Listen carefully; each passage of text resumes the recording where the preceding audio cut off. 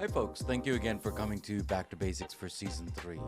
Today, we're going to speak with Danielle Matthews, and we're going to find out what she's all about. You know, she went through a whole bunch of trauma on her side and what she's gone through. And then we're trying to see that how we can motivate ourselves to be a better person in many different ways. And Danielle is that one person. So let's stop talking to me and let's go and speak with Danielle and how she's also created her own business, which we will talk about that on another episode. But today, we're going to find out who she is. So let's stop talking to me and let's go to Back to Basics with Danielle. I'll talk to you.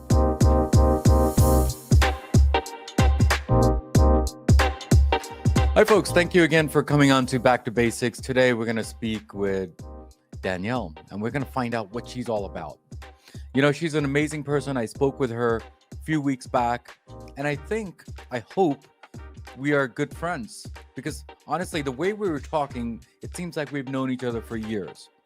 But there's one thing that we do have in common, which is that we need to live in a basic world, in a basic life. And I think that's what she's doing nowadays with our health and with her fiasco that she's going through with her bubble of the business that she started and the entrepreneurship that she started. So before we get into the entrepreneur side of things, let's talk to her about who she is and what she is and why she's all about on Back to Basics. Danielle, how are you? And thank you for coming to Back to Basics. Hey, I'm good. Glad to be here. So thank you again for that. And thank you again for coming on to my Back to Basics small podcast that I have here. But before we do that, what does Back to Basic mean to you? Well, to me, the basics for me are being present in life. Like that, coming back to the basics is look, let's just be present in the moment. Let's be present with what we have and keep things simple. Take a breath in, be grateful for what's in front of you. That to me is what coming back to the basics means. Yeah. Thank you again for being here, and thank you again for supporting me. Let me ask you this: were you always like this, the way you just answered the question about what does Back to Basic mean to you, or did it take a while to get to that moment? No, I think that has a lot to do with spiritual growth. For me, no, it's not always been that simple. Right. I would have probably, said the basics are doing well in life and performance in the world and get those basic things right. And that's probably what I would have said. But I had a really severe car accident when I was in my early 20s and went through a really dark time. You could call it a dark night of the soul, and came out of that with a very different perspective on the world, on myself, and a deep understanding of, what is important in this life and, what the basics really are. Yeah, thank you again for that. Can you explain a little detail about the I think what you said is dark night, the dark mode that you got into? Can you explain that if you don't mind? Yeah, I talk about it as the dark night of the soul. So, I was hit by a drunk driver and sustained a brain injury, and my life just absolutely took a turn. I was 23 at the time. I had been living my dream. I had at the time been living out in Colorado. I was snowboarding on the weekends. I was teaching sixth grade math with a program called Teach for America. I was doing that for 2 years, and then I was planning to go on to graduate school. And so life was pretty good. I really had everything that I wanted. I was very, very happy. And then this accident just pulled the rug out from underneath me. And I found myself really not sure who I was, because the person that I thought I was who I showed up in the world as, right? A teacher, a snowboarder, a good friend, all those things. And all of a sudden I couldn't work. Because I couldn't concentrate. I'd forget what I was doing. I was dealing with very severe sensitivities to noise and light, very severe migraines. And so I lost my job. I was told I could never snowboard again because the risk of hitting my head could make this even worse. And I couldn't perform. I couldn't go out with friends. I couldn't do much of anything. I was just basically in a dark room with myself. And doctors didn't have a lot of answers for me. They kind of said, just sit and wait. It should clear up. And a year in, it didn't clear up. I remember at my 12-month appointment, 1-year appointment, my neurologist said to me, look, Danielle, with this type of injury, the body's done the healing it'll do. And this is just your new normal. And you need to shape your life around it. And that entire year had been one Or I was dealing with a lot of depression, a lot of anxiety. Anytime I would think about my past, I would get incredibly depressed. And anytime I thought about my future, I would literally have panic attacks because I had no idea if I would ever be able to feel okay again, if I ever be able to earn an income again. And it was like, what is my life going to look like? Here I am in my 20s. And it was a really dark time. That's why I call it the dark night of the soul. But Thank you again for that. There, I'm not going to say that you're in your normal life now, because we don't know what normal is, because you went through a whole bunch of hurdles all the way through till you got here today, and this is your new normal, whatever that normal is. Mhm. Do you think you're looking on a panic attack and neuroscience in a different way, as you never thought that you would be thinking about that years ago? Does that make sense what I'm saying? Yeah, I think so. Well, it's interesting because my degree is actually in biology. I studied a lot of neuroscience in school. I was absolutely fascinated by it, neuropsychology and other things. And uh, I think the Western world has an interesting perspective, but I also think Eastern philosophies bring a lot in. Since my accident, have kind of been exploring. Right, I started questioning, who am I, and what's real and what's important, and all of these things. And I really resonated with yogic philosophy and the way that they look at emotions and things like a panic attack. And what they say is it's just sensation in the body that needs to be felt. And if you don't deal with something like, this body of ours, they view it like a vessel, like a tube, where just experiences are running through and emotions are running through. And when something like my accident happens, or maybe for those listening, it's the loss of a loved one, or the loss of a job, or maybe you lost your health, you got a diagnosis, something traumatic, maybe it was a natural disaster. There's something flowing through that feels too much. Like your system feels like, if I feel this, it will break me. It's going to shut me down. And so we stop it. And I think everyone intuitively knows what I'm talking about. Even with tears, sometimes we repress the tears from coming out. We know what happens when we actually let the tears flow. We feel better on the other side. And so the yogic perspective to me is super interesting, because they say, okay, so you've stopped this energy from flowing. Well, what happens? Energy is neither created nor destroyed, right? It can just change forms. And so this energy that was trying to flow, now it can't flow. And so almost like water, right, where that was flowing, now it's going to start turning into ice. It starts to, what they say, move in on itself. It starts to just kind of circle back and back and back, and starts to solidify. And the yogis say that can end up in your body. Like you can feel it somewhere. Like if you have tension chronically somewhere, whatever it might be. And I believe that, this trauma that I experienced was just living in my body. And when certain things would get triggered, boom, like that emotion was trying to be felt, because I had every right to be anxious. I had every right to be scared, fearful. Like those feelings are natural when you go through something like I did, where you swing, into this space that's so unknown. But I was scared to let those feelings be felt. And so for, that year, it was like, I didn't know how to navigate this. I kept trying to push through. I kept thinking the answers were external to me. I kept feeling like a victim to my circumstances. This wasn't fair. It shouldn't have happened to me. I didn't deserve it. And I wasn't really dealing with the fact that it had occurred. And that's what I really needed to do. And once I did that, the world started opening to me. That dark night of the soul ended, and the most beautiful things started to unfold. Let me ask you this, and thank you again for that. Let's say if I'm talking to you right now, and all of a sudden some type of crazy emotions just comes out. Don't know why, don't know how, don't know what, right? Is that what you're describing, as to all of a sudden you're just tearing out happiness, tearing out tears? I mean, what are your thoughts on that part? Well, I think, I view it as like we have triggers in us. So like what I just explained, the yogis call that like a grunty, and this thing that gets like stuck in us. And think about it like a seed in the ground that when certain weather occurs, that seed sprouts up.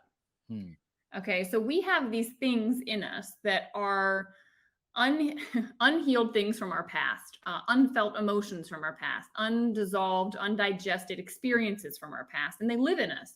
And a lot of times we try to control life so we don't have to feel it. We might avoid doing certain things, or avoid being around certain people, or we tell people don't say this or don't do that in my presence because it makes me feel this way. And we try to control the external world, but really, life unfolds in a way that it's trying to re-trigger what's in us. It's trying to be the correct weather pattern, right? Whether that's a circumstance or a person that you love, right? They push our buttons, that whole terminology. But I view it literally as like, well, they found the seed and they've triggered it. And we so often we blame the external world for triggering us, but the reality is like that triggers in you. That's your problem, and you need to deal with it. It's like life is offering the opportunity to say, "Hey, did you realize that was unfinished? Hey, did you realize there's something in you need to process?" Whether it's this feeling of not being loved or not belonging or whatever, not feeling worthy, whatever it might be, like that's actually in you, and you should express gratitude to the situation, to the circumstances, to the person that triggered it, because it's an opportunity for you to learn what is underneath the surface. If it never got triggered, you wouldn't know it was there. And so if you find yourself crying or overwhelmed or something has happened, let the emotion, observe the emotion. Like, don't let the emotion take over you and like pull you everywhere. Step back and observe it, as best as you can. Interesting, anger is here. Interesting, I'm crying. Realizing you're more than your emotion. You're going to be there after it's gone. You were there before it arrived. You're there after it's gone. You're also there while it's there. You're the witness of it. Let it be there. And then, ask yourself, well, what was it that triggered that? Because this is an opportunity for your inner growth. This is what life is always offering to us. But I think so often, we think it's normal to go to the gym and work out and break down our muscles so that we get physically stronger, but we don't realize that life, circumstances, people are all also offering the same thing. They're breaking us down emotionally, mentally, spiritually, so that we can build ourselves back up, realize what we need to work on within ourselves. Thank you again for that. So when you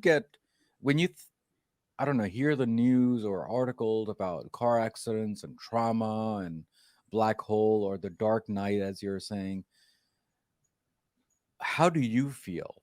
Do you feel that, do you need to help others? Do you feel that, oh, I went through that? Do you just go back into that hole? Or do you say, oh, thank God that, yeah, I'm getting there, but I'll get away with it? It's an interesting question. I think when shortly after my accident, I would get like re-triggered. Like if I watched a football game and I saw one of the guys get hit and knock it off the ground, I'm like, I used to start crying because I'm like, wow, that guy has no idea what he's about to go deal with his health. But I was still processing my own. Like it takes time for you to process your own stuff. And so you need to work on that, right? Once I started working on myself, realizing, what I could learn from these circumstances, what life was offering for me to understand and the new perspective I could gain. Now that I've worked through that, no, I don't get re-triggered. And, when I see things happen, I just think, wow, this person is about to go through a beautiful growth process. Like I look at it now as like the obstacles and challenges and big things like traumas that get put into people's lives. In my opinion, it's because we're ready for the next level. And in order to get to the next level in life, you have to pass the test. Like there becomes a test day where you need to use all that you know. You have to pull stuff from within yourself you didn't even know you had in order to overcome that so that you can become the person, have the capabilities, have the strengths to be the person that can handle this next level of your life.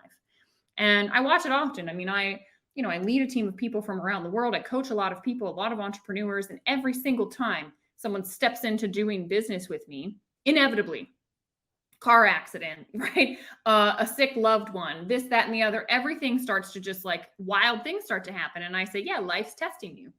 And you need to start learning some examples or learning, maybe it's just how to lead yourself and be able to stay steady through the intensities of life, right? Because if you're going to lead a team, I can't follow a leader that can't handle, the ups and downs of life, right? You got to learn how to do that. So I think hopefully that answers your question. For me, I don't, but I have a larger perspective, right? That's why I have this yin yang behind me, always on this side. I think it's opposite on StreamYard, but I have this because it reminds me that dark turns to light and light turns to dark. And this is something that, I look at that and I know, look, in the dark times, this is when things underneath happen. This is where the inner work happens. For me, this is where, what I call the dark night of the soul. That's where my tree was getting really deep roots. And now we come into, the lighter side of life and I can express myself more and these beautiful things are happening. And then inevitably it'll rotate back around. Like that's the learning journey of why my soul's here, why your soul's here. It's all about just learning and growing. Yeah, so I want people to understand, and Danielle, you can correct me if I'm wrong, but I think this is going to be an ongoing process for you because I think you're still learning, and you're in a good place, and it seems like that's where your darkness and your light, according to the feng shui that you're talking about, I think it becomes like an ongoing process of learning. Is that a right statement? You think? Yeah, I think that's why each of us are here. I think our soul is here to be on a learning journey, to learn about ourselves, to learn what's unresolved that we need to resolve, to just realize the capacities that we all have, that Mm, we're all connected, to the infinite, to infinite intelligence, whether you call that the quantum field, whether you call it God, whether you call it the universe, source, like whatever your name is for it, it exists. And if life is going well for you, you don't have to pull on these things. But if life is not going well, this is when it shakes you and it wakes you up and it says, hey, there's more to learn. There's more to this whole thing. And, I think that there's beauty in every obstacle. mm. Yeah, thank you again for that. We have started a new segment on Back to Basic for season 3, which is the rapid fire round. In this rapid fire round, I'll ask you some few words or sentences, and whatever pops in your head, we'll just go from there. You game with that? Sure. Awesome. So the first word, or I should say the phase, is car accident. I mean, what came to me is beautiful. Is it? Because to me, it's a beautiful thing. It's someone's getting a chance to wake up to some things. It's life has basically taken hold and said, "Hey, there's more here. Pay attention." Uh, Dark night. Exciting. That's the first word that comes to my mind because that's when the exciting growth starts to happen. Mm. Soul. Hmm. The first word that came to my mind is light, because that's what your soul is. That's what we all are. Damaged. Disagree was the word that came to mind. I don't think there's anything that's damaged. Okay. Um, Injury.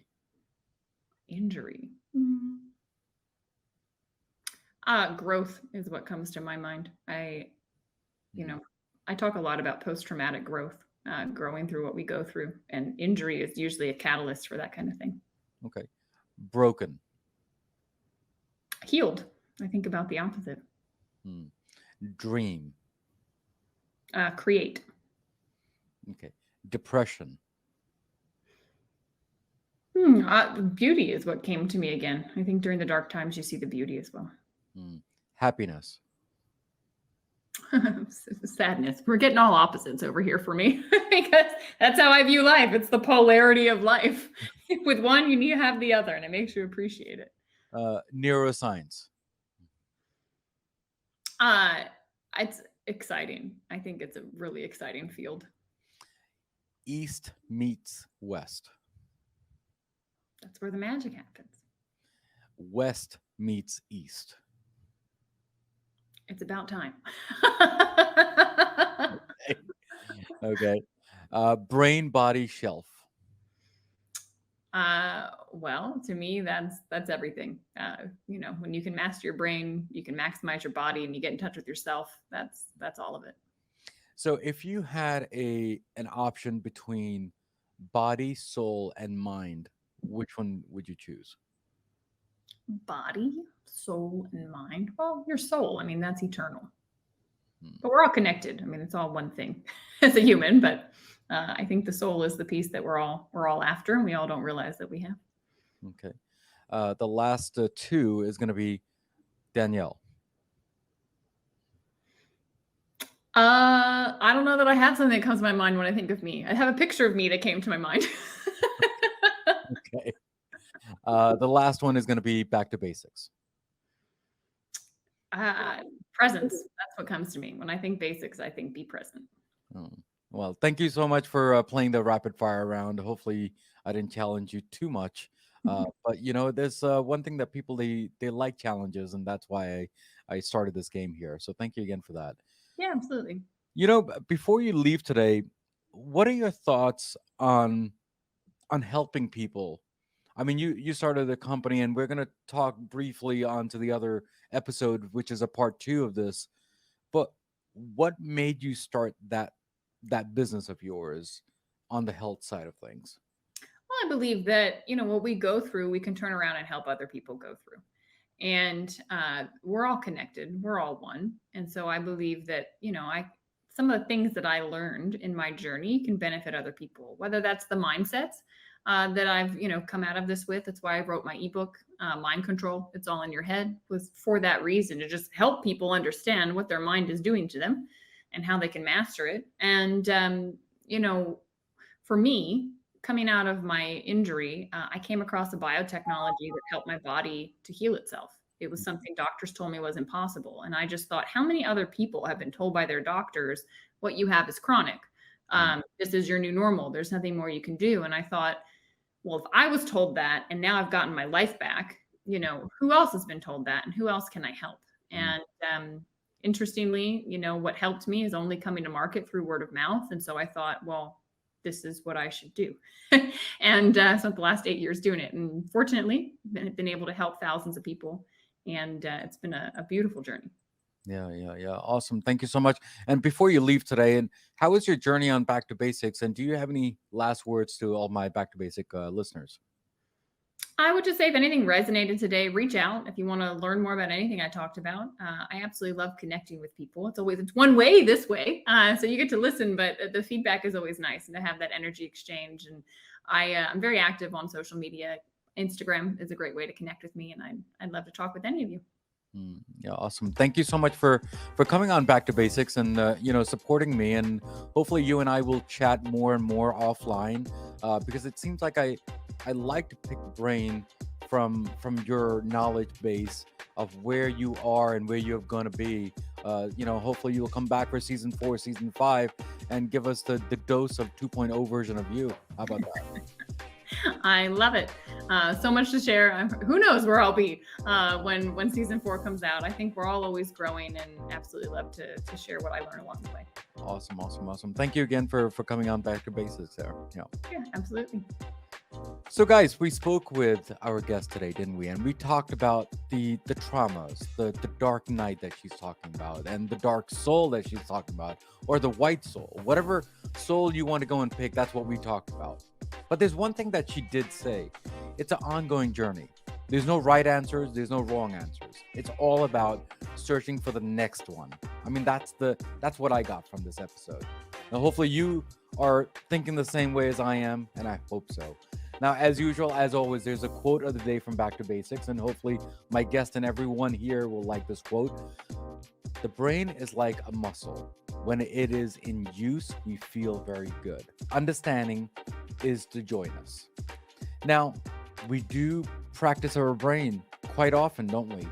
Have you heard that writing down a crossword puzzle, it actually stimulates your brain, doesn't it? So it's the same process. Why not learn from others, understand from others, and grow? And that's what we're trying to do. Now, as usual, as always, what do we always say at the end of the episode? Everything in life goes back to basics, and that's what we did today, guys. Guys, take care. I will see you next week on Back to Basics. Hi, guys. Thank you again for tuning in to Back to Basics and listening to the excellent episode that we had today with our guest. With your love and support, we do need you to at least rate our show, review our show, because it does make us stronger day by day, week by week, as I usually say on my episodes. And there are 3 things in this episode that it makes a hit for me, which is the content, the guest, and definitely the host. So guys, take care, God bless, and remember, everything in life goes back to basics, and that's what we did today, guys. Guys, take care, God bless, and see you next time on Back to Basics.